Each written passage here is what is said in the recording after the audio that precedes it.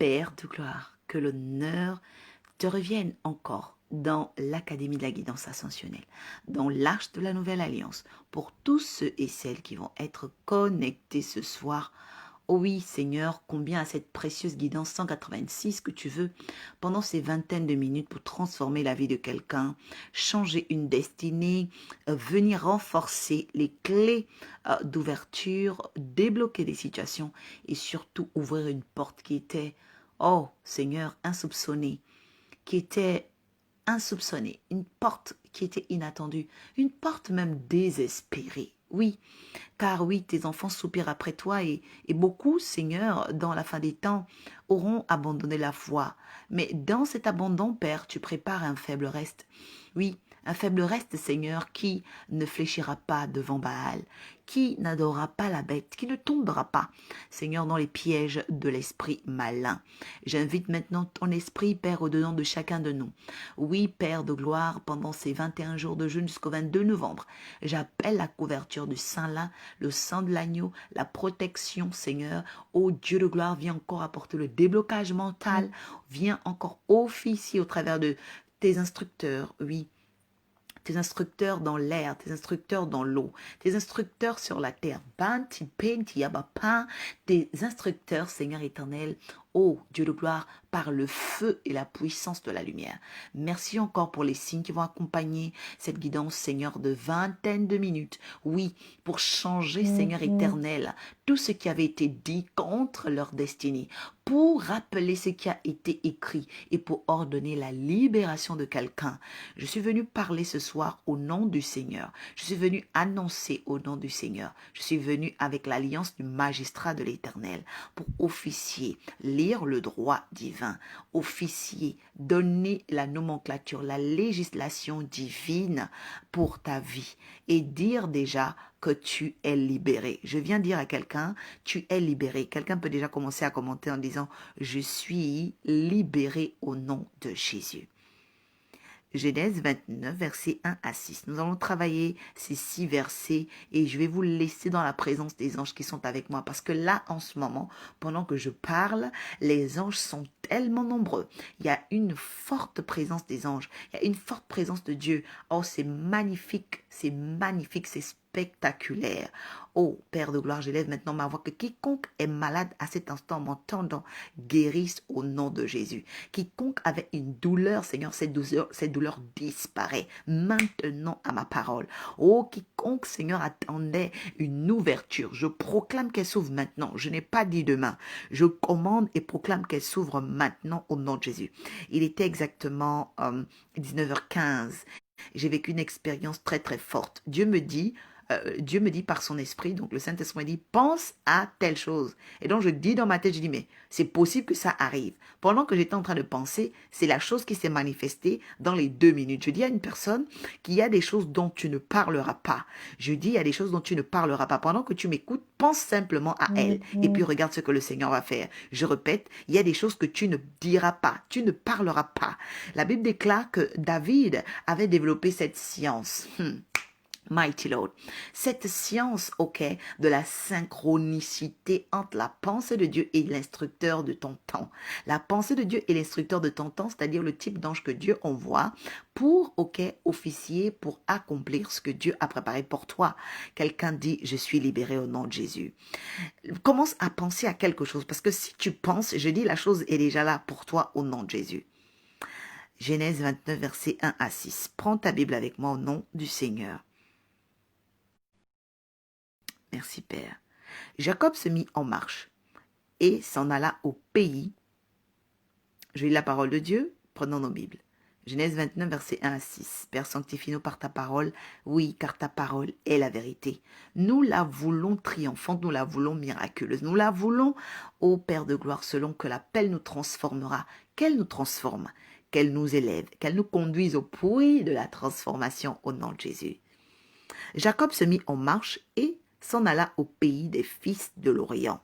Quelqu'un écrit, chaque pays a ses fils. Il regarda verset 2. Voici, il y avait un puits dans les champs. Et voici, deuxième fois, il y avait à côté 3 troupeaux de brebis qui se reposaient, car c'était à ce puits qu'on abreuvait les troupeaux. et la pierre sur l'ouverture du puits était grande. Verset 3. Tous les troupeaux se rassemblaient là, on roulait la pierre de dessus l'ouverture du puits, on abreuvait les troupeaux et l'on remettait la pierre à sa place sur l'ouverture du puits. Jacob dit aux bergers, « Mes frères, d'où êtes-vous » Ils répondirent, « Nous sommes de Charan. » Verset 5. Il leur dit, « Connaissez-vous Laban, fils de Nacor » Ils répondirent, « Nous le connaissons. » Verset 6 et dernier. Il leur dit, « Est-il en bonne santé » Ils répondirent, « Il est en bonne santé. » Et voici Rachel, sa fille, qui vient avec le troupeau. Quelqu'un dit 4 fois « bénédiction, bénédiction ». Je voudrais que quelqu'un dise « Et voici Rachel qui vient avec le troupeau ». La Bible va nous enseigner depuis plusieurs mois. Nous sommes sur le personnage de Jacob. Et je parle d'un thème très important. Le thème concerne les hommes et les femmes portes. Quelqu'un dit c'est moi. Ce thème concerne des hommes, des femmes portes. Parce que la porte est un lieu d'accès. La porte est une transaction. La porte est un lieu d'échange. La porte est un lieu de besoin.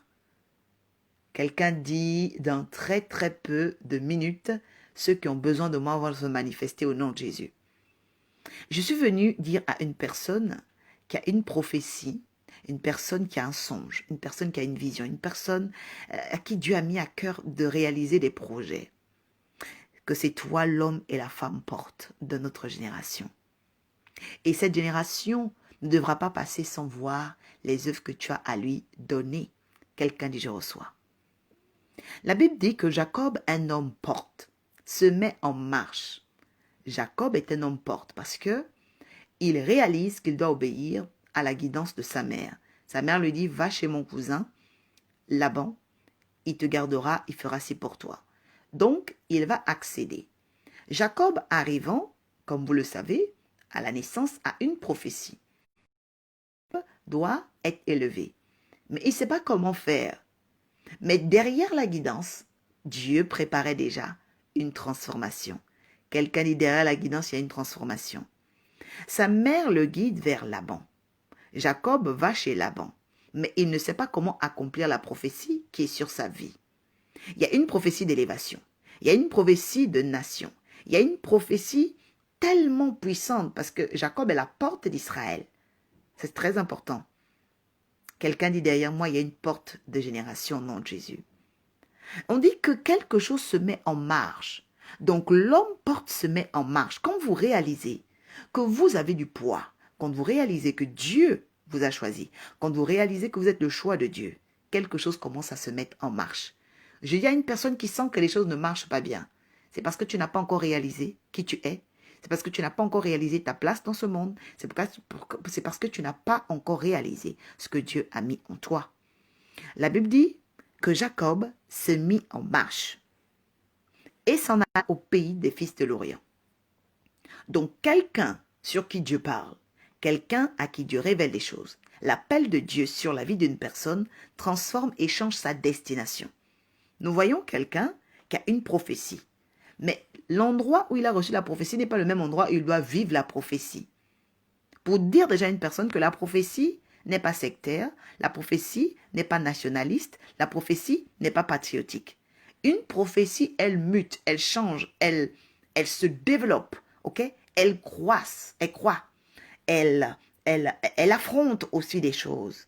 Donc, il ne faut jamais voir sa prophétie de manière statique. Quelqu'un dit tout esprit de stagnation est totalement ôté de mon âme au nom de Jésus. Un homme porte se met en marche. Une personne qui a une destinée doit apprendre à se mettre en marche. Une personne qui a l'appel de Dieu doit apprendre à se mettre en marche. La Bible dit que cette marche avait une destination. Ce qui veut dire que celui qui est une femme porte doit apprendre à se définir, ok, par un agenda clair, par des objectifs à atteindre. Quelqu'un dit, il faut que j'ai des objectifs à atteindre ce 11e mois au nom de Jésus. Le verset 2 dit quoi ensuite? Parce que nous sommes en train de parler des hommes et des femmes portes. Et je vais ressortir 6 caractéristiques ce soir des hommes et des femmes portes. J'espère que quelqu'un est en train de noter. C'est qu'un homme ou une femme porte est quelqu'un qui prend conscience de ce que Dieu a mis en elle. Et lorsque cette personne prend conscience de qui elle est, des choses commencent à se mettre en marche. Et ces choses, ce n'est pas des choses de la chair. Ces choses, ce n'est pas des choses de la terre, mais c'est des choses spirituelles. Ce qu'on appelle le monde de l'ascension se met en marche parce que cette personne a compris qu'elle a un rôle divin sur la terre. Quelqu'un dit, je suis la divinité dans l'humanité. Le verset 2 dit ceci. Il regarda, et voici, il y avait un puits. Il regarda, et voici, il y avait un puits. Dans les champs, vous savez, dans les champs, il y a beaucoup de choses. Mais l'attention de l'homme et la femme porte va toujours aller sur le besoin vital. La Bible dit, il y avait un puits. Et voici, il y avait à côté 3 troupeaux de brebis qui se reposaient. Je veux déjà dire à une personne, si vous voulez, développer la destinée, en deuxième caractéristique des hommes et des femmes portes, il faut savoir que l'homme et la femme porte cherchent toujours ce qui est essentiel, cherchent toujours la base. C'est très très important. Et la base de toute chose, c'est que l'homme ou la femme porte a d'abord le cœur de la brebis. Il n'a pas le cœur du bouc. Parce qu'il y a des personnes qui ont des grandes destinées, mais ce ne sont pas des destinées pour Dieu. Donc ça devient des destins. Je rappelle et je répète. Il y a des personnes qui commencent des grandes choses, mais ce ne sont pas des destinées, ce sont des destins. Parce que la destinée répond et obéit à Dieu. La destinée, c'est la brebis. Mais le destin, c'est l'esprit du bouc. J'espère que quelqu'un est en train de noter ce soir. Quelqu'un qui vit dans le destin a l'esprit du bouc. Mais la destinée, c'est la brebis. Pourquoi? Parce que la brebis, elle obéit à la volonté de son maître, elle suit la volonté de son maître et elle sait que son maître lui donnera ce qui est essentiel, pas superficiel, à sa vie. Nous remarquons que le bouc aime les choses superficielles. C'est pourquoi d'ailleurs Jésus va venir à la fin des temps, au jugement dernier, séparer les brebis des boucs. Pourquoi? Parce que le bouc est celui qui est attaché aux choses vaines, aux choses sophistiquées, en fait à l'artifice qui ne va pas le bâtir, qui n'est pas essentiel à sa formation. Est-ce que, en tant qu'homme et femme porte, une femme destinée, homme destiné que tu es, tu as ciblé, tu as saisi ce qui est essentiel à ta vie? Parce que c'est là la vraie question. C'est là la vraie question. Est-ce que tu as saisi ce qui est essentiel à ta vie? D'accord? Ce qui est essentiel à ta vie. Donc, je répète, je reviens en disant à quelqu'un que la transformation vient de la prise de conscience de qui tu es. Après cette étape, la deuxième dimension, c'est d'avoir le cœur de la brebis. Pas le cœur du bouc. Ok? Pas le cœur du bouc. C'est vraiment très très important. La Bible dit que le puits en Israël était un lieu de rencontre. Je dis déjà à une personne que l'essentiel crée le besoin. Les personnes qui vont à l'essentiel dans la vie sont des personnes qui vont créer le besoin. C'est des personnes qui vont répondre aux besoins. Quand vous êtes superficiel, quand vous êtes fourbe, vous ne pouvez pas accomplir des grandes choses. Parce que Dieu lui-même, la Bible dit que Dieu est l'essence de toutes choses. Ok? Donc, on ne peut pas avoir une grande destinée si on est superficiel. Il faut aller à l'essentiel. Quelqu'un note ici. Je dois aller à l'essentiel au nom de Jésus. Et c'est ça le gros problème de la fin des temps. C'est que les gens veulent le nombre de followers, le nombre de vues, le nombre de connaissances, les carnets d'adresses. Mais tout ce nombre que tu as, tu ne vois pas que dans le nombre, il y a ombre. Tu ne vois pas que dans le mot nombre, il y a ombre. C'est-à-dire que dans ta vie, plus tu cours après des fausses courses, en fait, tu crées de l'ombre dans ta vie. Il faut que tu ailles à l'essentiel. C'est vraiment très, très important.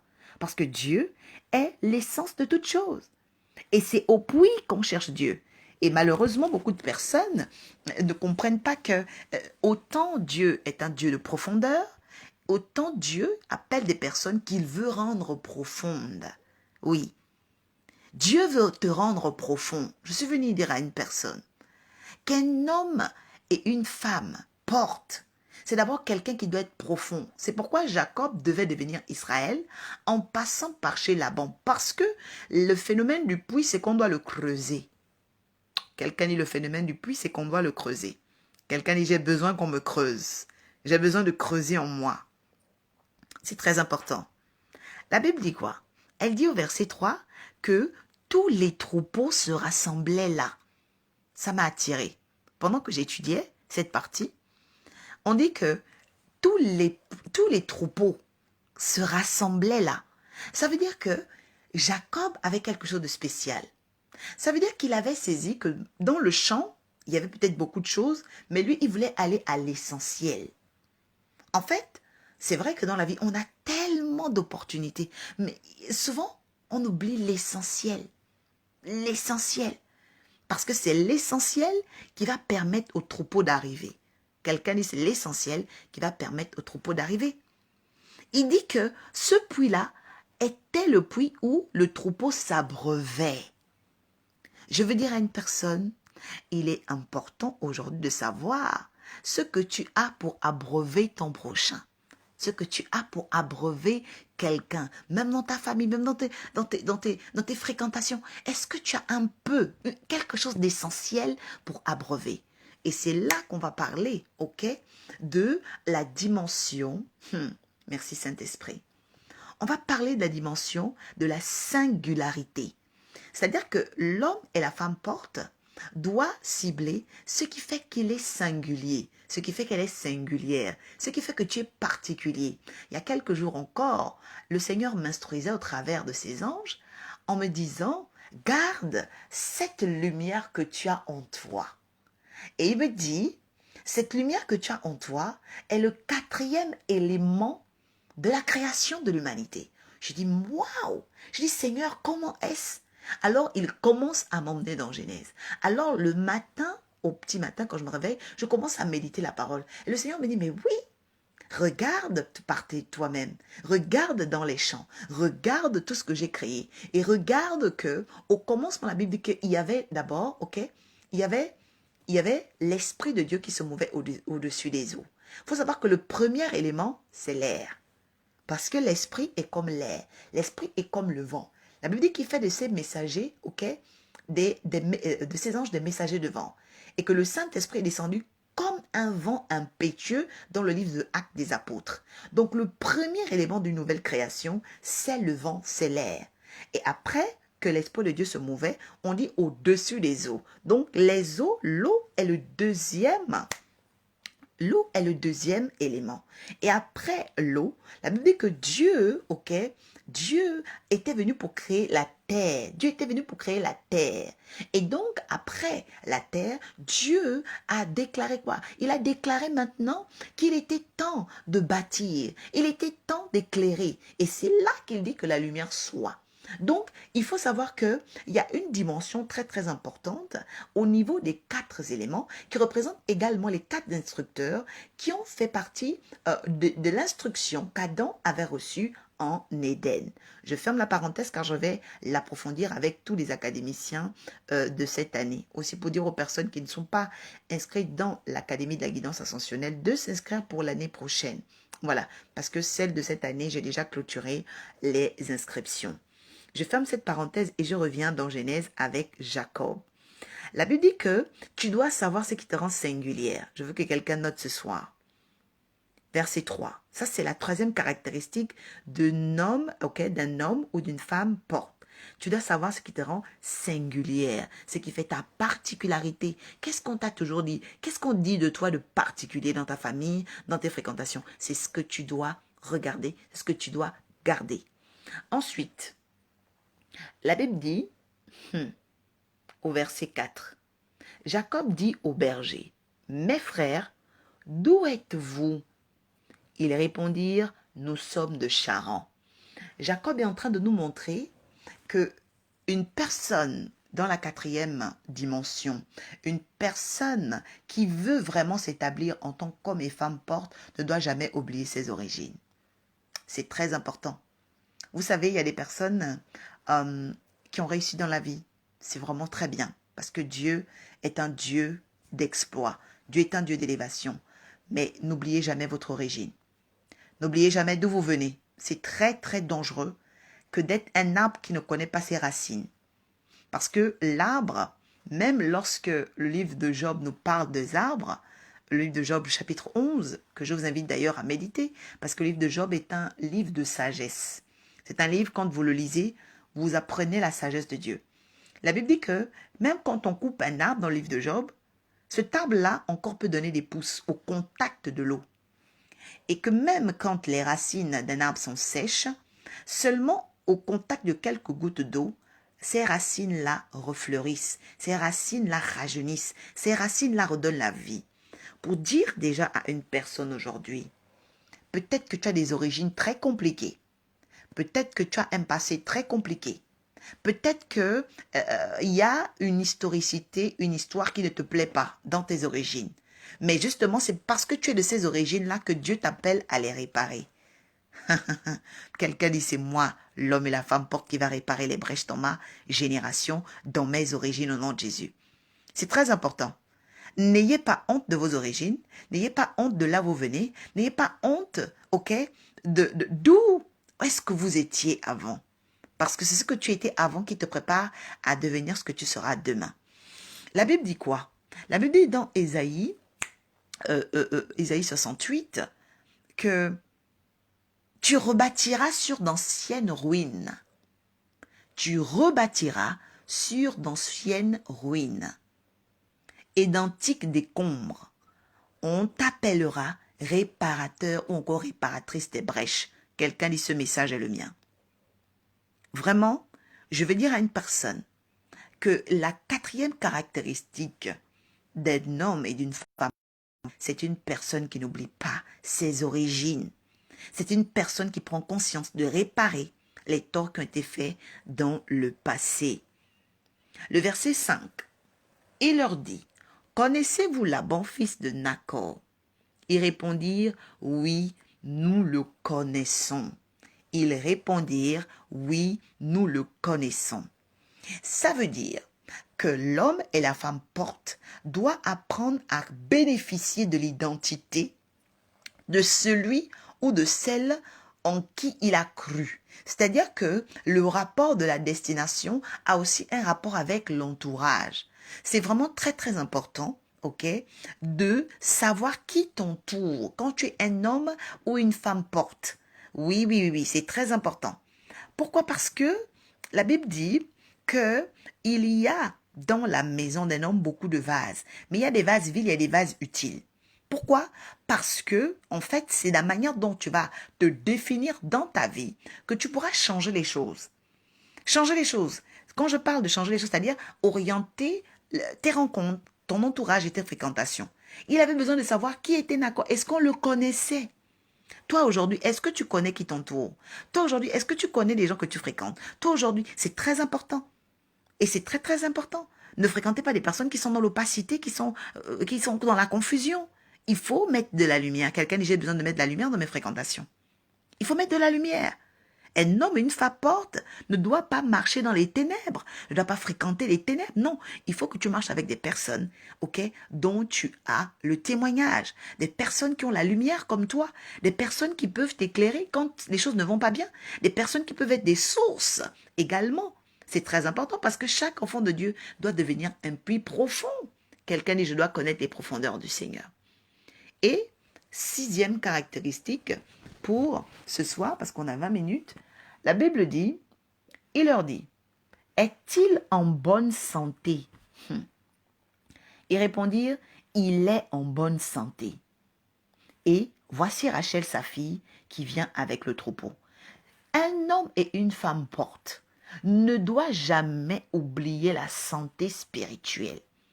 Est-ce que tu es en santé spirituelle? Si tu n'es pas en santé spirituelle, apprends à être en santé. Commence à méditer la parole de Dieu. Commence à aimer l'exercice du jeûne. Commence à aimer l'évangélisation. L'évangélisation est une thérapie pour soi-même. Beaucoup de gens ne le savent pas. Celui qui parle du Seigneur se guérit. Celui qui parle du Seigneur se convainc. Celui qui parle du Seigneur comprend son niveau de guérison aussi. Parce qu'il y a des personnes qui ont tellement la maladie de la honte, la maladie de la timidité, la maladie de la gêne, que ce n'est que dans l'évangélisation que tu vas pouvoir casser ce germe-là dans ta vie. Quelqu'un dit, j'ai besoin d'être traité au nom de Jésus. La santé spirituelle est importante. La prière est importante. Quelqu'un qui ne prie pas sera facilement attaquable par, ok, les virus de l'ennemi. Les virus de l'ennemi. On peut t'annoncer des mauvaises nouvelles qui vont te choquer, qui vont tellement te renverser. Pourquoi? Parce que tu n'es pas un homme exercé ou une femme exercée à la prière. Quelqu'un dit cet esprit de lassitude doit s'arrêter au nom de Jésus. David dit, il avait besoin de savoir la santé. La santé. Et ce n'est pas tout de savoir seulement que tu pries. Ce n'est pas tout de savoir seulement que tu jeûnes. La Bible dit qu'il te faut les fruits. Quelqu'un dit, il me faut les fruits. La Bible dit quoi? La Bible dit que derrière la santé spirituelle, eux-mêmes, ils ont étayé, eux-mêmes, ils ont argumenté. C'est-à-dire que derrière ton jeûne, il faut que tu puisses avoir un témoignage. Derrière ta vie de prière, il faut que tu puisses avoir un témoignage. Quelqu'un dit, voici mon témoignage au nom de Jésus. La Bible dit, pendant qu'il répondait, c'est vrai qu'il y a la santé, voici Rachel. Je dis déjà à une personne, le signe de quelqu'un qui est dans la santé spirituelle est toujours manifesté dans le physique. Je répète, le signe de quelqu'un qui est en santé spirituelle termine toujours par se manifester dans le physique. La santé spirituelle de Jésus, les jeûnes de Jésus, après les 40 jours, se sont manifestés dans le physique. La Bible dit que les anges le servaient et il était glorifié. La Bible dit que la santé était accompagnée de Rachel. La santé était accompagnée de Rachel. Pendant que Rachel, c'est quoi? Rachel, ça veut dire le désir de mon cœur. Quelqu'un dit, ma santé spirituelle sera accompagnée de la réalisation, de l'apparition du désir de mon cœur. Ça, c'est vraiment très important. Parce qu'il y a des gens qui disent, ah, moi, spirituellement, je suis forte, spirituellement, ça va. Mais physiquement, ça ne va pas. Ce n'est pas bon. Dieu n'est pas comme ça. Non. Dieu est un Dieu de puissance et d'intelligence. Dieu est un Dieu d'esprit, ok? Il est aussi un Dieu palpable. C'est très important. Dieu est un Dieu concret. C'est-à-dire que tu ne peux pas avoir la santé spirituelle et puis physiquement, ça ne va pas. Non. Non, non, non, non. Quelqu'un dit, je refuse. Il faut qu'il y ait une correspondance. Il faut qu'il y ait une correspondance. C'est pourquoi le Seigneur dit quoi? Il dit que celui qui est triste prie. Que celui qui est dans la joie loue le Seigneur. Pourquoi? Parce qu'en réalité, toute chose qui t'attriste, en fait, est un indicateur que tu dois secouer le ciel, que tu dois prier jusqu'à ce que cette chose-là se manifeste. Parce que la Bible dit que Dieu veut que tu prospères à tous égards. Dieu ne veut pas que tu prospères seulement spirituellement. Dieu veut que tu prospères aussi physiquement. Dieu veut que tu prospères aussi sentimentalement. Dieu veut que tu prospères aussi. C'est pourquoi il rappelle aussi en Jérémie 29, parce que 29 c'est le 11, et le verset 11 le dit bien, pour ce 11e mois, quand nous sommes en novembre, pour dire à une personne ce soir, je souhaite moi, oracle, toi qui m'entends, que tu prospères à tous égards, comme prospère l'état de ton âme. Que tu prospères spirituellement, que tu prospères sentimentalement, que tu prospères à tous égards. Pourquoi? Parce que ton âme aura prospéré. Quelqu'un dit mon âme, c'est la santé spirituelle. Donc c'est à ce niveau-là que nous allons prier pour cette fin. Et nous allons dire, Seigneur, nous élevons à toi notre âme. Nous élevons à toi, Seigneur, notre santé spirituelle. Nous élevons à toi nos projets. Nous élevons à toi, Seigneur éternel. Si tu es en jeûne, tu élèves ton jeûne. Nous élevons à toi ce jeûne. Nous élevons à toi notre vie de prière. Nous élevons à toi, Seigneur éternel, ô Dieu de gloire, nos pensées. Nous élevons à toi nos familles. Nous élevons à toi nos fréquentations, ô Père.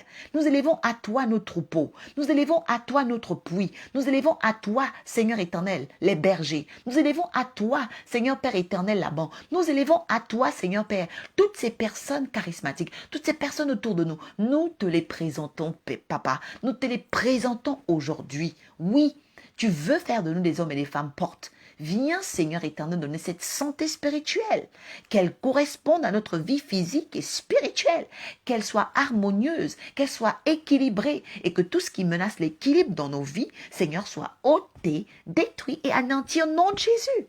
Quelqu'un dit bénédiction, quelqu'un dit bénédiction, quelqu'un dit bénédiction et peut soutenir ce message, soutenir cet enseignement en le partageant. Parce que l'homme et la femme porte n'est pas quelqu'un de stérile. L'homme et la femme porte n'est pas quelqu'un de bloqué. L'homme et la femme porte n'est pas quelqu'un de borné. Merci de reconstituer ces 6 caractéristiques en faisant une rélecture, bien entendu. Je vous souhaite également de vous abonner sur la page Prophétesse Oracle Orpha sur YouTube. Vous aurez d'extraordinaire. Ce matin encore, je pouvais faire un tour sur ma page. Vraiment, je rends grâce au Seigneur pour son inspiration. Alors, bénédiction, Jessica, ça fait des années que tu nous écoutes sur la guidance. Vraiment que ce soir, le Seigneur te donne cette santé, autant spirituelle que physique, au nom de Jésus. Bénédiction, Eddie Delphine, reçois cette santé. Sarah, fils et filles de l'Arche, recevez cette santé. Ludwine, ça faisait très longtemps, reçois cette santé. David, reçois cette santé. Australie, voilà, je vois les commentaires. David, reçois cette santé spirituelle, elle est la clé. Le Seigneur dit, cherchez premièrement la santé spirituelle et vous aurez tout ce qu'il y a de concret dans le monde palpable. Quelqu'un dit, je reçois au nom de Jésus. Rachel, tu l'auras. Le désir de ton cœur, tu l'auras. Je parle d'un Dieu que j'ai vu. Je parle d'un Dieu que je vois et je parle d'un Dieu que je verrai. C'est-à-dire que le Dieu dont je parle, c'est pas un Dieu seulement du présent. C'est le Dieu du passé parce que tu dois réparer. C'est le Dieu du présent parce que tu vas voir. C'est le Dieu aussi de l'avenir parce que tu seras métamorphosé. Tu seras transformé. J'ai un évangile qui m'a transformé moi parce qu'il transforme les gens.